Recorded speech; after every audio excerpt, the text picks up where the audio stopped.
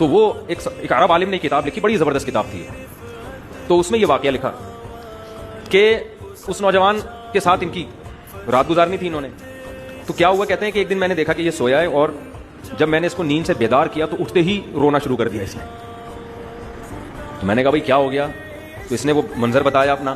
اس نے کہا کہ میں نے خواب دیکھا, خواب میں مجھے خوبصورت جنت دکھائی گئی, ایسی جنت جیسے قرآن کہتا ہے جو نہ کسی آنکھ نے دیکھی اور نہ کسی کان نے سنی. کہتے ہیں میں آگے گیا تو بہت خوبصورت عورتیں, بہت خوبصورت عورتیں. کہہ رہے میرا دل ان کی طرف مائل ہونے لگا.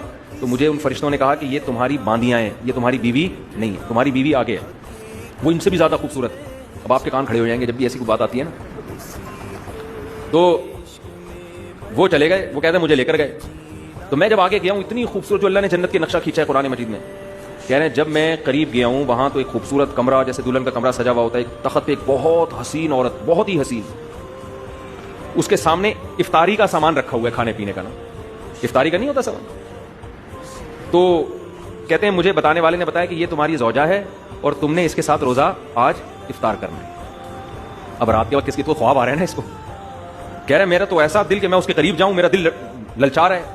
کہہ رہے جیسے ہی میں اس کے قریب گیا اور میں نے کہا میں افطاری کروں تو اس نے میرا ہاتھ پکڑ لیا اور کہا ابھی تمہارا ٹائم نہیں ہوا ہے.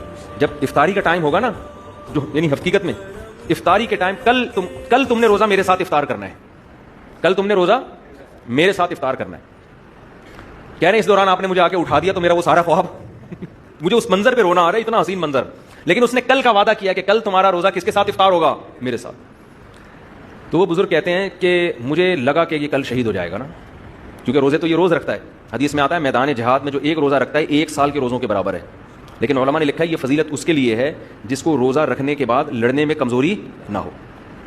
اگر روزہ رکھنے کے بعد یہ خطرہ ہے کہ ہم کمزور ہو کے لڑ نہیں پکیں, پھر روزہ رکھنا جائز نہیں ہے, کیونکہ پہلے دشمن ہے. تو کہتے ہیں کہ یہ اس کا روزہ تھا تو میں سمجھ رہا تھا اب شہادت ہو جائے گی, کچھ بھی نہیں ہوا.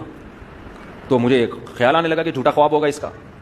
تو کہتے ہیں کہ سارا دن یہ بہادری سے لڑا بھی, پھر بھی شہید نہیں ہوا. کہہ رہے ہیں پھر ہم نے افطاری کا سامان لا کے رکھ دیا اور ان کو خیال ہونے لگا کہ یار ایسا ہی خواب تھا, ایک پراگندہ خیال ہوگا, آ گیا ہوگا. کہہ رہے ہیں ادھر یہ افطاری پہ بیٹھنے کا وقت آیا ہے, قلعے سے ایک تیر آ کے اس کے سینے میں لگا اور یہ وہیں کلمہ پڑھ کے شہید ہو گیا.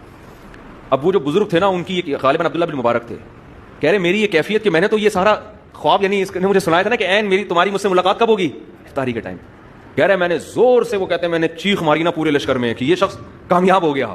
اور کہہ رہے پھر میں نے سب کو بلا کے اس کا خواب سنایا کہ کیسا اللہ نے خواب سچا کیا ہے, کہ اس حور نے اس سے وعدہ کیا تھا کہ کل تمہاری افطاری کس کے ساتھ ہوگی.